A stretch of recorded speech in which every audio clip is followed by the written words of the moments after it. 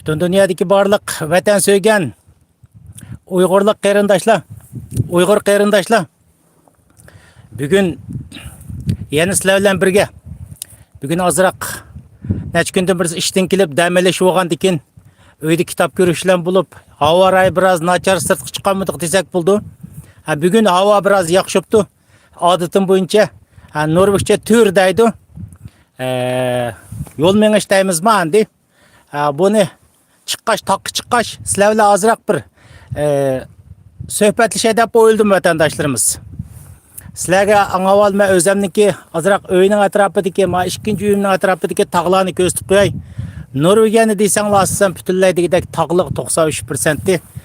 Mushuning o'xshash egiz past tog'lar degandek, etigandan birisi 1-2 soatdek menibdi men bu tog'lardan cho'gilib, o tog'larga chiqib mening uyim şu tarafta 1-2 kilometr tarafta vatandaşlar. Tağ manzarası Norvegiyaniki tağda mıngsanglar adamni hayran qaldığıdak şunda bir sap hava.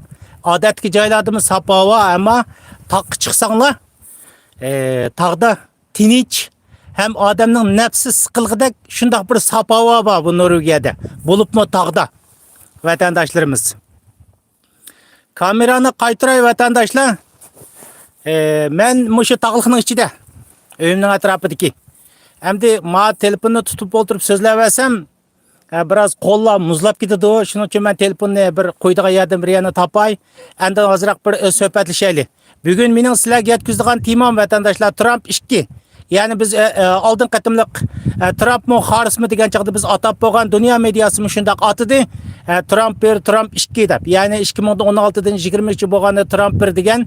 Ham bir yil 2025dan tatib chiqqanda Trump 2 deydigan bo'lgan. Shunda bo'lgan chaqda Trump efendim 1-oyning 20-kuni taxtga chiqib bo'ldi. Endi Trump efendimninki siyosatlari. Yani Trump efendim nima qilmoqchi degan temilni azroq bir tushuntirib qo'yay. Xabar topdinglar, xabar topgan bo'lsanglarmi? Yani xabar topamagan taraflarınlar bo'lishi mumkin vatandaşlarımız. Şunu bir azroq qisqacha qilib yetkazib qo'yay. Telefonimni bu yerga qo'yib boqay. Hech nima degilmaydi, uzoqqa qo'ymay o'tirib telefonim birli shamol kelsa, do'milab tushib ketsa, shuningla yana qaytadan boshlayman-da bu suhbatni. Telefonimni qo'ydigan bir chiroyliroq, yaxshiroq yer tepish kerak. Menchi bo'lgan taqildi vatandaşlarımızmi shu. Şundaq vatandaşlar, deganimizdek Trump efendim 1-oyning 20-kuni taxtga chiqib oldi. Trump efendim taxtga chiqishdan burun nima deganlar desanglar vatandaşlarımız taxtga chiqishdan burun zaten o'ziniki Amerikadagi qonunsiz ko'chmanlarni qo'g'laydiganligi, Rossiya Ukraina urushini oxirlashtirdiganligi, Gaza urushini oxirlashtirdiganligidan iborat endi uni degan gaplarini aytacak. Ama bugün taxtga chiqqandan keyin Trump efendim degan, mesela Ukraina urushini 24 soatning ichida oxirlashtiraman degandi. Gaza urushini oxirlashtiraman degandi vatandaşlar. Ama sizlar biz ama bugün Ukraina urushi qarsak hozir 20-yillar bo'lgan chaqda bugün 20 yetib ketdim shunda bo'lgan chaqda. Bugün 1-oyning 27-kuniga chislanim deb qo'y, 27-kuni haftaga dushanba vatandaşlar. Trump efendim taxtga chiqilib bir hafta ishib qoldi ama Ukraina urushi oxirlashmadi. Bunda deganligimiz vatandaşlar, savallik Trump efendimda emas. Uning orzusi urushni oxirlashtirish. Oxirlash kerak bu urush. Bu Trump efendimning savalligi emas. Ama bu yerda men Trumpmi Harrismi degan suhbatimda deb o'tdim vatandaşlar.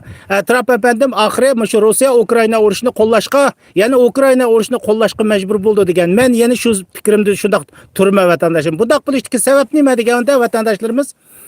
Sebep nima degan vaqtida bugun Ukrainaga urush qilayotgan Putin efendimning tubki strategiyasi Ukrainaning azroq bir yerini ishg'ol qilib olishlar emas. 1945dan tortib ta hozirgacha bo'lgan mushu bir sistemni, dunyo sistemasini cho'katish, yo'q qilish uning maqsadi.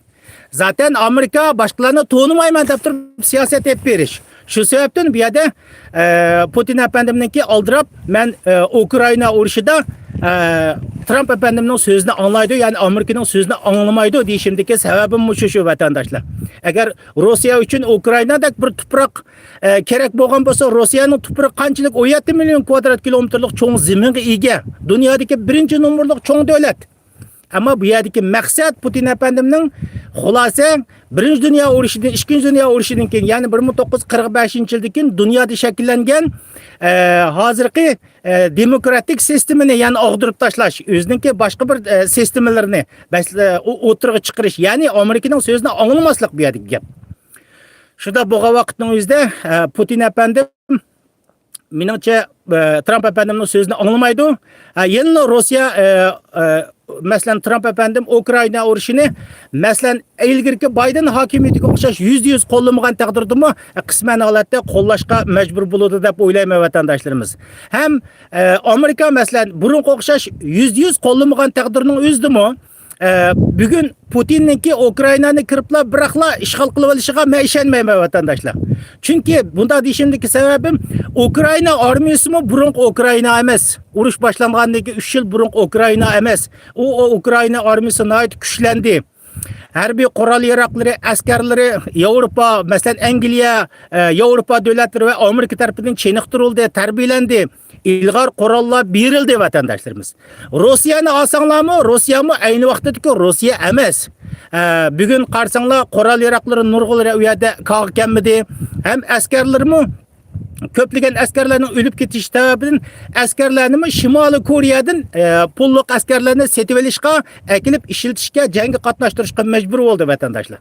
Şundak boğa vakitimizde Amerika tuluk qo'llamayman degan ahvol astidimi Ukrayna xalqininki Putin efendimninki bu tajovuzchilik siyosatiga bosh egmaydiganligini, tiz bukmaydi deb turib qarayman vatandaşlar. Hem de ondan başka bu sohbetke tuyuq kirishdan avval vatandaşlarımız ben yana bir meseleni deb qo'yay. Esimden çıkıp ketmasin. Şu bir hafta bo'ldi The Economist degan The Economistga men a'zo. The Economistda mesela Türkiston Islom Partiyasi tipninki tip haqida bir maqola e'lon qildi. Bu hem de The Economist degan odatdagi bir jurnalistlarga o'xshamaydi vatandaşlar. Onunga mushtir bo'lsangiz, yiliga bir $300 $400 mushtir bo'lsangiz, pul to'lab turib o'qiy olasiz. Ma odatdagi ko'chadagi sosyal medyaga o'xshamaydi vatandaşlar. Onundaki yozilgan maqolalarninki javobgarchiligi bor, ham asosi bor, yozuvchisining kim ekanligi hamma narsa o'tirdi. Şunun için onu xalqancha o'qiyamaysiz. Mana pul degan narsani to'lab o'tirib o'qiy olasiz. Shu jurnalistlarga Turkiston Islom Partiyasi haqida maqola yozibdi. Buniki men temisini ozroq deb qo'yay. Turkiston Islom Partiyasi O'rta Osiyo va boshqa joylarda islom davlati qurmoqchi. Bundan Xitoylar qanday qo'rqidi degan temika. Ama bu temalarni hech buniga kirmayman vatandaşlarımız. Bunu bir uchur yutibdi deb yetkazib qo'ydim. Chunki men burun deganimdek o'tirib men Turkiston Islom Partiyasining islomchilarning jiqishlariga men qiziqmayman. Bununla qiziqadigan mushtaribda talash-tortish qilayotgan, mushundaq muloyiza maqolalarini takror yeyishayotgan bizning cho'nglarimiz, Radio Free Asia deymiz, ustozlarimiz bor. Mushu maqolani topgandan keyin mushuni bir yeyishib tushuntirib qo'ysa bo'ladi vatandaşlarımız. Men uni maqolani tafsil o'qib chiqdim. Ham rasmga tortib qo'yib qo'ydim. Zaten men burunda tortib nechildan birisi a'zoman. Mushunda qishlar vatandaşlar. Endi xulosa kelsak Trump efendimniki mesela Ukrayna urushida bo'ldik. Ikkinchilab deydigan so'zi qaysi degan vaqtingizda mesela Gaza urushi. Gaza urushini oxirlashtirman degandi. Hozir endi mediada boshqa yerlarda chiqyapti. Buningki menchi bo'lgan chaqning o'zida xabarning manbasini to'liq tushunmaslik deb turib o'ylayman. Gaza urushini oxirlashtirdi degan tashviqotlar o'tirib chiqyapti. Mening bilishimcha ben bunu %100 hamısını to'g'irlab turib qarmayman. Mening bilishimcha Hamas bilan Isroil o'rtasida 6 haftalik urush to'xtatish kelishimi imzoldi. 6 haftalik. Endi 6 haftalik urush to'xtatish kelishimi asosida bu yerda biroq vaqtlik urush to'xtatish kelishimi. Ham buniki ba'zanlari mangulik deydi, ba'zanlari 6 haftalik deydi. Men buni chiqaradi. Rostni aytgan chaqda %100 buniki qaysini to'g'ri kelganini bilmayman. Ammo bu yerda O'rta Sharq rayonida o'zinglar bilasizlar, bu urush to'xtadi deb o'tirib qo'shildigan urush emas. Bu O'rta Sharq rayonidagi urushlar oq bilan qora, o't bilan suv o'rtasidagi urush bu. Yani biz İsrailliklarni masalan quyoshni nurga o'xshatsak, boshqalarni bir qorong'ulikqa o'xshatsak, zaten Netanyahu shunday deydi. Bular o'tiristik urush. Shuning uchun bu urush vaqtliq to'xtaganda qamla yana bir urushning shakli chiqadi bu yerda. Chunki urush chiqadi vatandoshlarimiz. Ham bu yerda Trump efendimninki Gaza haqidagi plani, ya'ni Hamaschilar haqidagi plani nima degan vaqtingizda bir hafta bo'ldi. Masalan, Hindistondagi Vian bo'lsin, First Post bo'lsin, Amerikaning dunyodagi nurg'un medialarda yo'qmi shu g'arb dunyosidagi BBC'lardan chiqdi. Masalan, ilgari Trump efendimninki Gazani urush to'xtatish planini bu yoqda yotgan so'zni o'tirib qo'ydi. Masalan, Gazalik yana Hamaschilarni Hindoneziyaga ko'chirib etish, Hindoneziyadan yetepish degan o'tirib chiqdi 7 kun avval. Endi tunugun bugundan Trump efendimniki ayni uchiq siyosatni uchiq degan so'zni o'tirib qo'ydi. Buni da Trump efendim Gazadagi bu Hamaschilarni va yoki boshqa fuqarolarni Iordaniyaga va Misrga yetkazib etish. Misrga yetkazib etish bu yerda bu taklifni o'tirib qo'ydi. Mushundaq bir so'zni o'tirib qo'ydi. Menimcha bu vaqtimizda intayin to'g'ri aql fikr vatandoshlarimiz. Ularni Hamaschilarni masalan Misrga yoki Gaza Iordaniyaga yetkazib menimcha bo'lgan chaqdimizda shunday qilib deb o'ylayman. Shunday bo'lgan vaqtimizda Gaza degan rayondagi Gazadagi terroristlar to'liq u yerdan yeshilgan vaqtimizda, ayrilgan vaqtimizda, menimcha bo'lgan vaqtimizda O'rta Sharq rayonida ma'lum mazgillik bir urushlar to'xtildi deb o'ylayman vatandoshlar. Bu yerda Trump efendimning deganda 60-75% uylarning hammasi yiqilib tushdi. U yerda insonlarning yashash imkoniyati yo'q. Shuning uchun u yerdagi fuqarolarning hammalarini masalan Misrga, Gazaga, Misrga, Iordaniyaga yetkazish kerak deyapti. Uning so'ralgan savollarida masalan bu yerda mangulik Gazada, nima Misrda, Iordaniyada ular mangulik qolamdi va yoki u yerdagi qurilish hamma narsalar bitgandan keyin qaytib kelamdi deganda Trump efendim mangulik qaytib kelishi mumkin, qilishi mumkin deb turib javob berdi. Menimcha bo'lgan vaqtingizda birinchilab yeshim yana Trump efendim to'g'risini topgan. U yerda O'rta Sharq rayoningizda tinchlikni vujudga chiqishniki, ya'ni Gaza Isroil bilan Hamas o'rtasidagi urushni to'xtatishning birdan bir usuli Trump efendim yana to'g'rini topgan. Gazaliklarni o'zimidan boshqa davlatlarga ko'chirib etish. Menimcha bo'lgan chaqda eng to'g'risi qaysi degan chaqda Indoneziyaga ko'chirib etish kerak. To'g'risi shu. Yani o Misr bilan Iordaniya ko'chigan taqdirda u radikallashgan insonlar. Yanıla u yerda bir urush bo'lishining ehtimolligi ayt yuqori. Shunda bo'lgan chaqda ularni Indoneziyadek yiroq bir joylarga ko'chirib o'tgan vaqtingizda u yerda ma'lum mazgillik tinchlik paydo bo'ldi deb o'ylayman. Mencha bo'lgan chaqda hamda bu yerda Xitoy zaten bu Hamaschilarni ayt yaxshi ko'rdi, arablarni yaxshi ko'rdi, arablarni Xitoylarni yaxshi ko'rdi. Xudoyim zal qo'rqotiman deb Xitoy chiqib yo'q. Biz shu Hamaschilarni hammalarini biz zaten olimizda o'tirib, masalan Uyg'ur davlatiga yerlashtirib qo'yamdikin deb nayt qattiq andish qilyapman rostini desam. Ham bunday ehtimollik to'van mencha. Lekin sad hech nima deb bo'g'ilmaydi. Kelgusi Uyg'ur davlatining ijtimoiy muhit ahvollarini tutun buzish uchun, nupus tarkibini buzish uchun zaten ichimizdagi bir turkum islomchilarmi arab desa zaten shu jenini hamma narsani berib arab desa zaten o'lib vaqtda darajada yaxshi ko'radigan bo'lgandan u yoqqa yerlashtirish ehtimolligi bo'lishi mumkin. Bu biz hech nima deyolmaymiz. Ammo Trump efendim bu yo'l izlayotdi. Ya'ni Hamaschilarni ya Indoneziyaga, ya Misrga, ya Iordaniya qatorliq davlatlarga yetkazib etish planlarini o'tirib qo'yapti vatandoshlar. Shunday masala o'tirib chiqyapti. Endi vatandoshlar, undan boshqa desak, Trump efendim taxtga chiqqan vaqtni taxtga chiqishdan burun davlatdagi, ya'ni Amerikadagi qonunsiz deb atalgan ko'chmanlarning hammasini qo'g'laydiganligini shunday degandi. Hozir buni boshlab bo'ldi vatandoshlar. Amerikadan zaten bu qonunsiz ko'chmanlarni qo'g'lash, boshqa qo'g'lash ishlari boshlanib bo'ldi Amerikada. So'zini tutdi vatandoshlarimiz. Tönögünki xabarlarda qarsak, bir aeroplan, ya'ni harbiy aeroplanda Kolumbiyadan kelgan ko'chmanlarni shu Kolumbiyaga harbiy aeroplan bilan yetgan vaqtda Kolumbiya hukumatı buni qabul qilmaymiz degan gap. Degan vaqtda Trump efendim, qabul qilmasang anda bo'lgan bo'lsa sendan eg'ir tutga bajalaman degan vaqtingizda darrov kayniga qaytgan vatandoshlar. Qaytib o'ziniki davlatidan kelgan ko'chmanlarni qabul qildigan bo'lgan bu yerda. Endi bundaq vatandoshlarimiz endi bu yerda yana Trump efendimninki o'nindan boshqa siyosatlardan boshqa siyosatlardan başka vatandaşlar. Trump efendim qanday degan vaqtning o'zida, masalan, birinchi Trump mezgilining o'zida Birlashgan Davlatlar Tashkilotidan chiqib ketgan. Dünya muhit tashkilotidan chiqib ketgandi. Uningdan boshqa Dünya Sahiyat Tashkiloti qatorli o'rinlardan chiqib ketgandi. Bu qatim chiqqan vaqtingizda Trump ishki ayni usul bo'yicha shu tashkilotlarning hammasidan chiqib ketdi vatandoshlar. Chiqib ketdi. Ammo bunda qarasanglar, bunda qarg'a vaqtning o'zida birinchi Trump mezgilining o'zida Trump efendim bu tashkilotlardan chiqib ketdi. Biden hokimiyatga kelgan chaqda qaytadan kirdi. Endi yana Trump ishga yana qaytadan chiqib ketdi. Bunda qarasanglar bu Amerikaningki xalqaro tashqi siyosati bir tiktak to'pqa yoki tip o'ynaydigan bir futbolga o'xshab qoldi desanglar bo'ldi. Ammo bu yerda mohiyatdan izlanib turib qarab ko'rsanglar vatandoshlarimiz, men yana Trump efendimning qig'ini to'g'ri deb turib o'ylayman. Bunda deyishimdagi sababim Birlashgan Davlatlar Tashkiloti degan yerning o'zidan bir natija chiqdimi?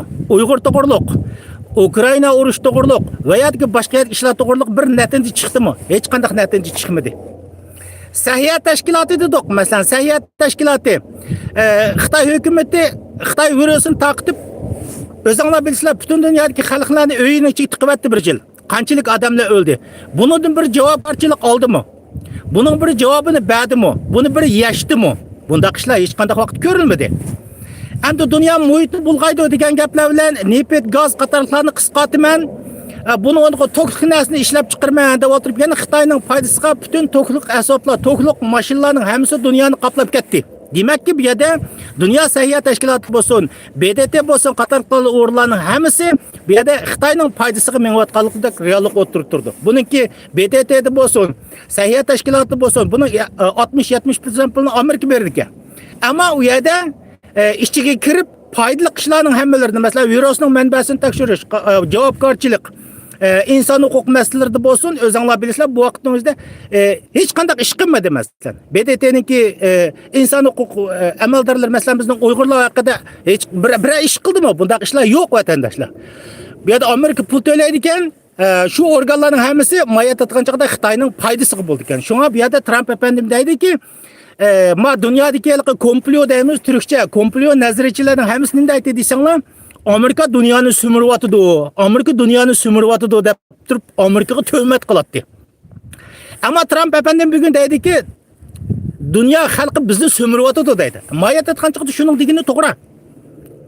BDT ham o'rinlarning o'ziga Amerika 50-60% pulni to'lab bersa, qog'ilib o'tirib Amerikaning manfaatiga, bizga o'xshash ushoq millatlarningki manfaatiga qarshi qarorlarni elinsa, buning o'zi to'g'ri deb turib qaramizlar. Shuning uchun men bu yerda Trump efendimning bu tashkilotlardan chiqib ketganini to'g'ri deb turib qarayman. Endi bu yerda yana sizlar tushunib olinglar. Trump efendim birinchi davrning o'zida, Trump bir davrda bu tashkilotdan chiqib ketdi. Trump ishga davrda Biden efendim, ya'ni Cumhuriyetchilar, demokratlar kelib buni asli keltirdi. Ya'ni BDT mush o'rinlarga a'zo bo'lishni. Endi Trump efendim kelgandiki, yana buni chiqib ketishining sabablari men bunda tushundim vatandoshlar. Mushu Ikkinchi dunyo urushidan keyin shakllangan, masalan, BDT orqali masalalarni hal qilish, Sahiyat tashkiloti orqali masalalarni hal qilish, qatorliq mush xalqaro organlarning hammalarini mundaq qilib aytsanglar, o'zining rolini yo'qotganligini ko'rsatdi. Yo'qotgan bo'g'ishqa bu yerda Trump efendim bir xalqaro siyosatchi o'zinglar bilasizlar. Xalqaro rolini yo'qotganligining bir isboti deb turib o'ylayman. Shuning uchun bu sistemlarni cho'g'ilish kerak. Cho'g'ilib buningga bir yangi bir sistem o'tirib chiqish kerak. Masalan, dunyo masalalarni, Uyg'urlarning bo'lsin, masalan, Gazaliklarning bo'lsin, Ukraina bo'lsin, mushundaq masalalarni xalqaro bir suhbat ustida hal qiladigan bir o'rin bo'lish kerak. Burunqi o'rinlarning hammasi chirigan bo'lsa, sesigan bo'lsa, Trump efendim anda bo'lganmiz, bundan chiqib ketib, yangi bir sistemlarni vujudga chiqarish uchun harakat qilyapti deb turib o'ylayman. Ammo bu 4 yil jarayonida qanchalik ishlarni vujudga chiqara oladi? Qanchalik ishlarni vujudga chiqara oladi? Masalan, Amerikadagi ko'chmanlarniki qanchaligini qo'g'lab bo'la oladi? Buni bilmaymiz. Masalan, Amerikada hozir qilayotganimizda 11 million ko'chman bor. Kuniga 500 dan qo'g'ilgan vaqtning o'zida Vianniki xabarlar deyotdi. Bu Amerikadagi qonunsiz ko'chmanlarni davlatga qaytarib berish uchun Amerika 60 yil vaqt ketadi deb shunday deydi vatandoshlar. Yani bu ish qilish unimiga bog'liq. Ammo bu yerdagi bir narsa, bir start degan narsaga berildi vatandoshlarimiz. Ya'ni qaysi degan chaqda bu shu bizning qonimizni Amerikaning qonini sho'rayotgan koni sistemga men yoqtayman. Men o'z oldimga boshquraman, o'z oldimga ish qilaman. O'z oldimga Amerikaning gapini o'tkazman deb turib siyosat qilyapti deb turib o'ylayman. Buni tipik bir misoli qaysi degan vaqtimizda masalan Kolumbiyaga ko'chmalarni qaytadi. Kolumbiya hokimiyati men buni qabul qilmayman dedi. Anda bo'lgan bo'lsa darrov Trump efendim qanday qildi? Sentida o'tirmanchi persen bajni olaman dedi. Darrov shuni qabul qildi. Anda bo'lsa gazoliklarga qanday qildi? Bugun gazoliklarni sen urushni to'xtatmasang, Isroilni tinch o'tmasang, men u yerni bo'shatib o'tdi. Mundaqcha qilib bo'shtiman deb o'tdi. Bu yerda bir hal qilish usuli, kaskin, tadbirlik hal qilish usuli bo'lish kerak. Men cho'qanchaqda Trump efendim bu yerda yaxshi qadamlarni elib deb turib o'ylayman vatandoshlar. Masalan, her türlü mulayizlar bo'lyapti. Masalan, xalqaroning mulayizchilarining o'zida her türlü mulayizlar bo'lyapti. Masalan, Trump efendimninki Grönlandni, yana Daniyaning kontrolligidagi Amerikaga yaqin bo'lgan Grönland orolini setib olish planlari. Masalan, Kanadaninki Amerikaninki bir shtati bo'lish masalalari. Masalan, Panama kanalini Xitoydan Panama kanalini qaytarib olish masalalari. Bundaq masalalar kelgan vaqtning o'zida dünya siyasetleri o'xshamagan muloyizlarni qilyapti. Ba'zi siyosatchilar deydi, Amerika o'zining ittifoqdoshlari bilan etishyapti. Amerika o'zining ittifoqdoshlari bilan etishyapti. Bu Amerikaning yolg'iz qolishiga sababchi bo'ladi deb tushunadi. Bu bir ko'z qarash. Bu bir ko'z qarash. Ammo Amerikaning yaxshi ittifoqdoshi bo'lgan, masalan, men yashayotgan Yevropa ittifoqi, Xitoy bilan qanchalik darajada ittifoqdosh? Qanchalik darajada Xitoy bilan hamkorlashyapti? Qanchalik darajada Amerika bilan hamkorlashyapti? Bu yerdagi narsalarda taroziga sepib beqish lozim. Menchi bo'lgan vaqtning o'zida Yevropa davlatlari yana berib Amerika bilan hamkorlashishga majbur bo'ladi deb o'ylayman. Chunki Yevropaning siyosatchilari bu yerda bir partiya, masalan, hozirgi partiya Trump efendimniki qo'shilmasligi mumkin. Ammo boshqa partiya taxtga chiqadi-ku bu yerda. Bu diktator davlat emas. Boshqa partiya taxtga chiqib, qaysining foydali, qaysining ziyonli ekanligini bu yerda o'lchab chiqqandan keyin bu yerda bir boshqa bir siyosatlar o'tirib qo'ydi. Shunda bo'lgan vaqtingizda Amerika masalan Grönlandni o'ziga qo'shib olgan mezgilda, Kanada bir shtat bo'lgan mezgilning o'zida, masalan Panama kanalini o'ziga qo'shib olgan mezgilning o'zidami Amerika bilan o'zining ittifoqdoshlari o'tirsidagi cho'ng bir ziddiyatni men ko'rilmaydi deb turib o'ylayman vatandoshlarimiz. Ko'rilmaydi deb turib. Chunki ularning yana Amerikaga ehtiyoji bor. Bu yoqdan Rosdan iborat birisini tahdid selayotganlik bu narsalarni Yevropa davlatlari bildi, Kanada mı bildi, Xitoyning dunyo Amerikaga, Yevropaga tahdid selayotganligini ular mı bildi. Shunday bo'lgan vaqtingizda, cho'ng masala kelgan vaqtingizda bunday kichik masalalarni tashlab qo'yib, yana Amerika bilan hamkorlashadi deb turib o'ylayman vatandoshlar. Trump efendim qarsanglar elayotgan siyosatlarni ayt kaskin bo'lyapti vatandoshlar. Bunda qarsanglar nurg'un insonlar buni qabul qilmaydigandek ko'rindi. Ammo vatandoshlarimiz dunyodagi koni sistemining, ya'ni 1945 dan tortib hozir kelgan sistemining zaten biz Uyg'urlarga qanchalik foydasi bo'ldi deganni bundaq cho'ng savollar bo'yicha qo'yib turib qarsanglar, bu 1945 dan tortib hozirgacha bo'lgan sistema biz Uyg'urlarning ziyniga, ya'ni setilish ziyniga bo'lib keldi. Setib keldi bugungi dunyo. Shundaq bo'lgankan bu sistemani men cho'kiraman desa, boshqa bir sistemani o'tirib qo'yaman desa, tabiiyki men uni qo'llayman-ki. Amerika masalan Grönlandni olamdi, Kanadani qo'shib olamdi, Panamani qo'shib olamdi. Bu yerda uni masalan Amerika zaten mushundaq masalalarni yoki gazoliklarni butun ko'chirib o'tib, u yerda bir tinchlikni vujudga chiqaramdi. Bu yerda bir kaskin harakat qilish kerak. Trump efendim kaskin harakat qilish orqali urush bo'lsa, urushni to'xtatish kerak. Masalan gazoliklarni ko'chirib o'tish usuli bo'lsin. Va yoki urush qilish shakli bo'lsin. Va yoki Grönlandni 57 ming nufusi bo'lgan Grönland xalqini birisiga $1 million pul berish orqali setib olish shakli orqali bo'lsin, bir narsani hal qilsin-ki. Ammo buruq o'xshash, leyib qolgan suv o'xshash yotmasin demoqchi vatandoshlarimiz. Shunday bo'lgan chaqda bir ishlar chiqadi dunyoda. Shunday bo'lgan chaqda bizga bir foydali siyosatlar o'tirg'i chiqadi deb turib o'ylaymiz vatandoshlar. Yana buningki muloyiz qilayotgan ba'zi taraflarga qarsanglar, mening ko'z qarshim emas vatandoshlar. Dunyodagi siyosiy yo'llar ba'zi muloyiz qilyapti. Trumpning tutgan siyosati ayni Putinning siyosatiga o'xshayapti deyapti. Buni nima deb qo'yaylik vatandoshlarimiz? Chunki bu hammamizning bilish haqqimiz bor. Qanday degan chaqning o'zida Putinmi masalan Qrimga, Ukrainaga kirgan vaqtimizda NATOni tahdid qildi. NATO bizga tahdid selyapti, shuning uchun biz bu yerni elib oldik degan bo'ldi deb shunday deydi. To'g'ri uniki. Putin shunday dedi. Ama bugün Trump efendimninki masalan Grönlandni qo'shib olishi, Panamani elib olaman deyishi, masalan Kanadani o'zimizning bir shtati bo'lsin deyishini o'zinimi Trump efendim bu Amerikaningki xalqaro manfaatiga bu yerdan ziyon kelyapti. Shuning uchun bu yer bizning bo'lishimiz kerak degan narsani o'tirib qo'yganligi, bu yerda mundaq qarasang ularning degidek ikkisini o'xshab qolgan shakllari o'tirga chiqyapti.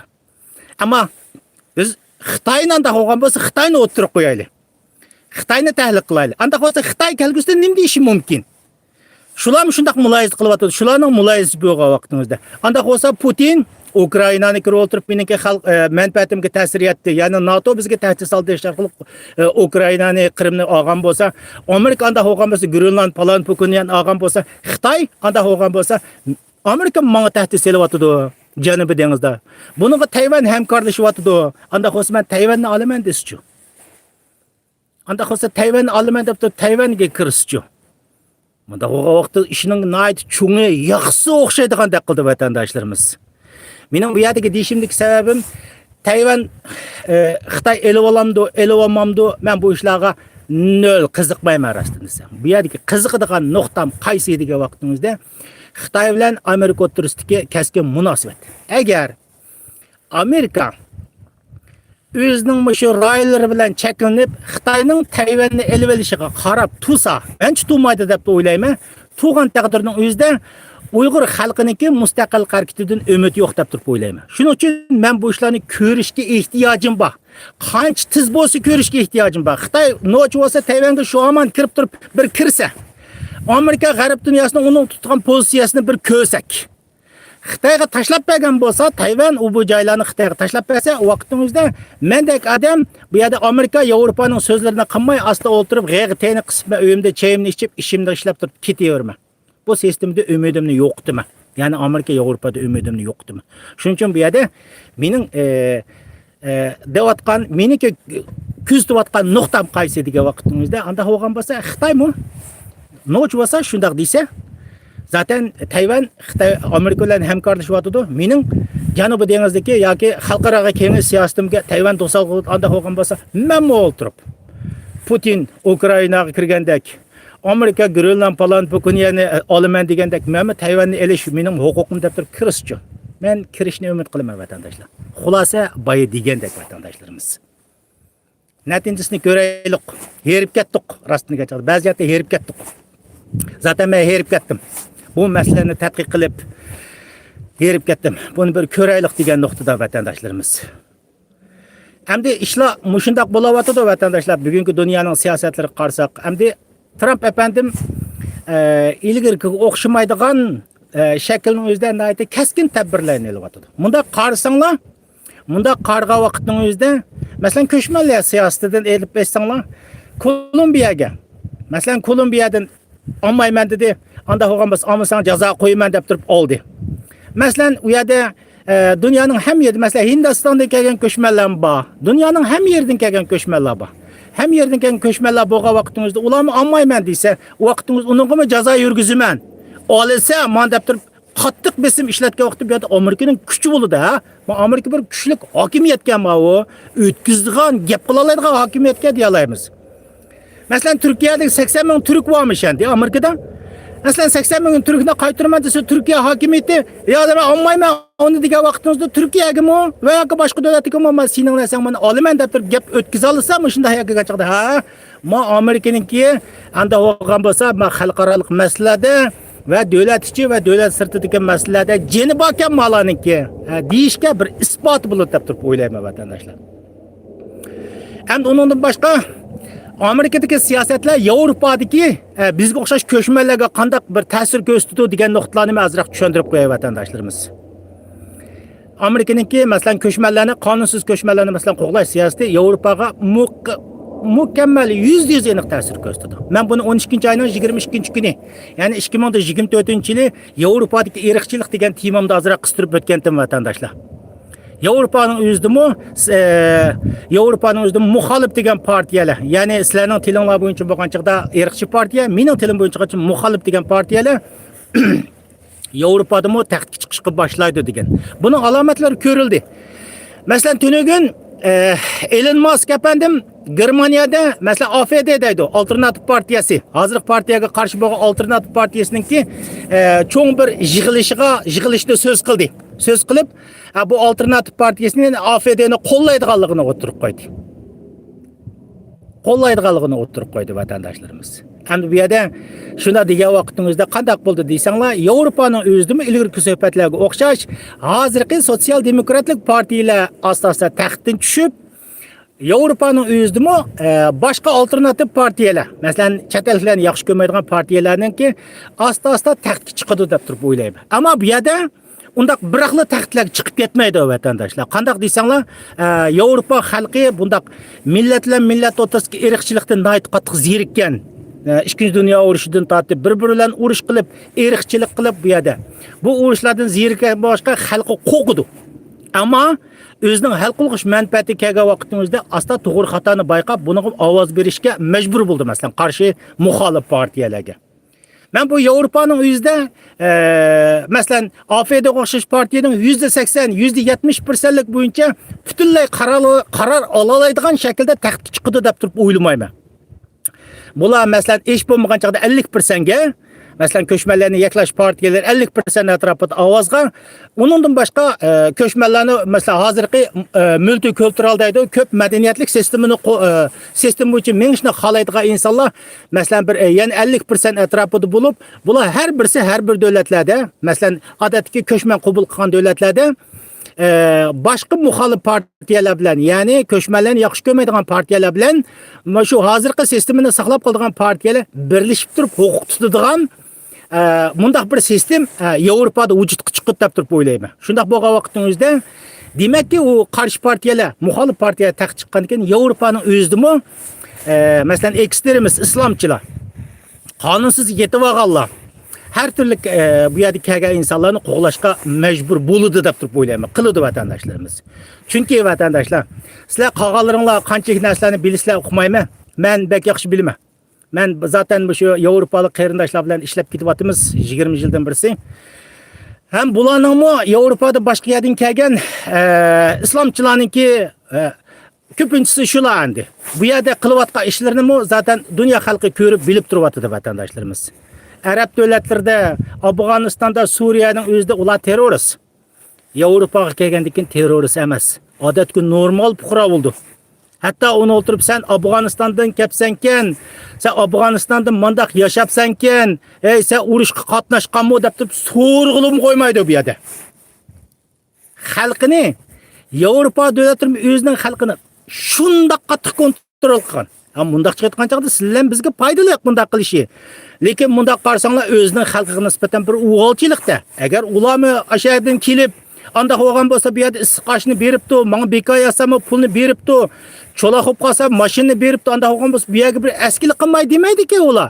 Bomba qo'yyotdi, adam o'ltiryotdi, terrorchilik qilyotdi, o'ziga o'xshash suydiqvash manqurt insonlarni to'xtatmay uyda bekorlik bo'lgandan keyin internet orqali o'zini tarbiyalayotdi, yetishtiryotdi. Buni bu yerning xalqlari bilgilik. Andaq bo'lgandan keyin bundaq insonlarni Yevropaning o'zida xuddi Amerikaga o'xshash Yevropaning o'zida asta-asta shu muxolif partiyalarning taxtga chiqishi bilan qo'g'lashga boshlaydi deb turib o'ylayman vatandaşlar. Bu endi mushu Amerikaningki Trump hokimiyatiningki mushu siyosatninki qancha uzun davomlashishiga bog'liq. Masalan, yana 4 yildan keyin Trump tushib ketgandan keyin Amerikada yana boshqa bir partiya o'tirg'i chiqib, boshqa partiyalar anda bo'lgan bo'lsa, yo'q biz aslidagi sistem bo'yicha mangamiz. Ya'ni shu ko'p xil madaniyatlik sistem bo'yicha, ko'p xil an'ana bo'yicha sistemda mangimizda o'tirib, u siyosatlarni ya'ni chürib tashlagan vaqtimizda Yevropada qanchalik amillashidi, buni biz bilmaymiz. Ama hozirgi reallik mushundaq vatandaşlarımız. Amerikaningki hozirgi siyosati mushundaq davomlashgan vaqtimizda Yevropaning o'zidimi masalan Hamasning qo'llig'ichilar. Bu yerda ya problem avarchiqni tepadi bu yerda. Hamasning qo'llig'ichilar bu yerda Yevropada nayt ko'p avarchiqlarni tepadi. Bizning millatimizning ichidimi oshnoni dumbisiga yeydigan harom tamoq go'ylar bizni shu Hamas tarafida turg'izib bo'lolmay. Mana bugünkidek Amerikaga, Yevropaga dushman qilib bo'lolmay, shunchalik jafo tatqanda buning tashviqotini qilsa, mazlum Hamas qo'lida raketa, qo'lida bir odatda boshqa madag'at normal tipli qurollar bilan bir Isroiliyadagi dunyodagi super kuch davlatlar urush qilayotgan insonlarni bizga Hamasni mazlum qilib ko'rsatish orqali. Yani Uyg'urlarning Hamasni, Uyg'urning qo'lida pichoqning sunug'i yo'q. Hamasning qo'lida bu dunyo qo'llayotgan bir xalq bilan selishtirish orqali asli bu islomchilarniki. Men shunday deb turib, bularning suiqasdi Uyg'ur millatini mush Amerikaga, Yevropaga dushman qilishdi. Bu yer kelgan vaqtning o'zida jiq kuchidoq, aqlli, millatsuyor, vatansuyor do'stlarimiz bu yer kelgan vaqtning o'zida ko'pinchilari normallik, neytrallik maydonini saqladi. Buning bilan millatimiz ma'maslik kelgan vaqtingizda natija qozondi deb turib o'ylayman. Yani bizmi ilgirki kalla buncha islomchilarning buncha voy Hamas degan bizning musulmon qarindoshlarimiz ekan.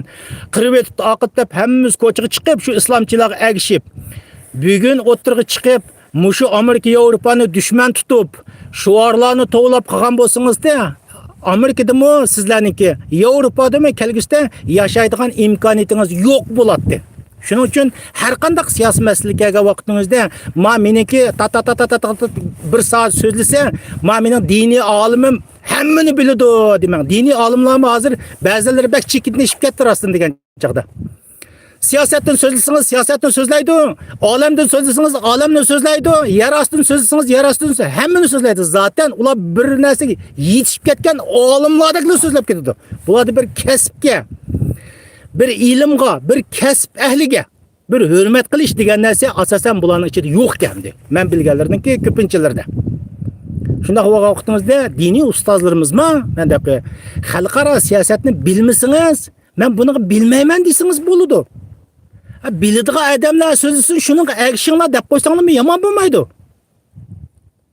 Xulosa gapimiz bu yerda biz Hamasni qo'llab chiqib, Yevropa oldimi, shu terroristlarni shularning ko'rsatkani bo'yicha vaqtingizda bu mazlum xalq deb turib chiqqan bo'lsak, kelgusida ko'ratdingiz. Yevropaning o'zidami siz Uyg'urlar yashay olamsiz, yashayolmaysiz. Amerikadami sizlar yashay olamsiz, yashayolmaysiz, buni siz ko'ratdingiz. Vatandoshlarimiz sizlarga deb qo'yay. Bizning dunyoda birdan-bir yallar, har qanday yerning o'zidagi Uyg'urlarning birdan-bir qetish panoygohi yallar Amerika, Yevropa vatandoshlar. Amerika, Yevropa davlatlari siz bularningki normal muhitiga yomonlik qilmagan ahvol ostida bular hammani qo'shibla qo'g'lamaydi vatandoshlar. Bu yerda qo'g'laydigan asosliq Yevropa davlatlarida asosli qo'g'laydigan qadisida Afrikadan kelganlar, arablar va turklarni qo'g'laydi vatandoshlar. Amerikadagilarni ko'rsanglar, aslida Janubiy Amerika, Xitoy boshqa yerdan kelgan bo'lishi mumkin. Yevropaning o'zida mushu chet ellarning xuddi Amerikaga o'xshash chet ellarni qaytirish sistemasi chiqqan ahvol ostida deyapman vatandoshlar. Buni men aytishqida o'g'in chiqib turib demayman. Gapni xato tushunmanglar. Yevropadami masalan chet ellarni yaklash partiyalar o'tirib chiqib, shular hokimiyatni 50-50 qo'lga keltirib, xuddi Amerika Trump hokimiyatiga o'xshash qonunsiz ko'chmanlarni bo'lsa qo'g'lashga boshlaymiz degan vaqtimizda bu yerning qo'g'laydigan asosli odamlari vatandoshlar birinchilab yana shu arablar bo'ladi, ikkinchilab bu yerda turklar bo'ladi, uchinchilab Afg'oniston, Pokiston u yerning kelganlar bo'ladi vatandoshlar. Chunki bu yerda arablar asosliq bu yerda bak ko'p qonliq voqealarni sodir qildi vatandoshlarimiz. Bu men haqlarma adolatlik qo'shiblar hammani o'tirib biraqla o'tirib bu yoqdan bu yoqqa hammasini yo'lga salala demaydi. O'ziga qanchalik dushman bo'lgan odamlarni, o'zining muhitini qanchalik buzgan insonlarni bular biladi. Shularni asta-asta anda qo'ygan bo'lsa, ma'u xatarlik rayondan keldi. Masalan Suriya, masalan Afg'oniston bo'lgan bo'lsin, bularni orib o'ltirib, andin anda qo'ygan bo'lsa qaytadigan yeringizga qayting desa, shulardan boshlaydi. Uyg'urlarga oldirab kelmaydi. Ama kallimizni, zihnimizni, aqlimizni joyida tutsak. Xudo Hamasning o'xshab o'tirib, yana qo'llab, voy Hamas degan bizning mazlum xalqimiz mazlum deb turib chiqsangiz, anda bo'lgan bo'lsa, sizning ko'tingiz tayliqgan. Bizning davlat tizimligimizda hammamiz terrorist deb turdi. Siz anda bo'lgan bo'lsa terroristlarni qo'lladingiz deb asta ko'tlaringizga tepib qo'yishim mumkin vatandoshlarimiz. Endi yana birisi o'zining millatini o'zidan Uyg'ur demay turk deb oldiganlar bor. Ularni xatardan chekirsiz rostdan vaqtingizda. Amerika'da mı qoğulsa, Avrupa'nın özümü degan, ben degan Doğu Türkistan'dan geldim. Ben Türk deb yurdiganlarning sizning bilan o'tirib shularning shamili bo'yicha Turkiyaga boshqa yerga ketib qolishingiz mumkin vatandaşlarımız. Bugun söhbetimiz müşakichi bo'lsa vatandaşlar. Men yana azroq bir yo'l mangime. Uyimga borib için bir kam degan chaqda bir 40 minut atrofida ketadi. Chunki bu yerda yurgil olmaydi-ki. Bu tog'liqning ichida aldırmay menish kerak. Hem uyga rastdan desam ketkim yo'q. Şundaq bir sap hava. Sap hava adam nefsi bo'g'ilg'idek darajada sap havoyimiz bor bizning o'rganlik. Bununla azroq bir harakat qilib men qaytay vatandaşlar uyga. Ya'ni ko'rishimiz vatandaşlarimiz YouTube kanalimga a'zo bo'lishni unutib qolmanglar. Barmoq degani jang basiveringlar vatandaşlar. Mening sizlarni ko'ydirayotgandek hech qanday bir tarpim yo'q. Zaten ben A teşkilatını kollaydıgan bir insan emas. Ben zaten bir öz aldımga ketayotgan bir insan. Sizlerge bir az bo'lmasin bir uçurlarını bilip qalsin. Deb o'tirib qilayotgan insan. Shuning uchun qo'qab ketishning ham hojati yo'q. Barmoqlarni jang besib o'tinglar vatandaşlarımız. Bundaq bo'lganliginglar bizga mana nisbatan chiqdi eng chong yordam bo'ldi. Chunki mushundaq siyosiy masalalarni so'zlagan vaqtning o'zida her türlü negatif fikirlerini qildigan, ana deyse, mana demayse deydigan ishlarga kelgan vaqtimizda bir yaxshi bir material oldu vatandaşlarımız. Anda bo'lgan bo'lsa vatandaşlar, tekrar kuninglar xayrli bo'lsin. Yani ko'rishga aman bo'laylik vatandaşlarımız. Xo'sh.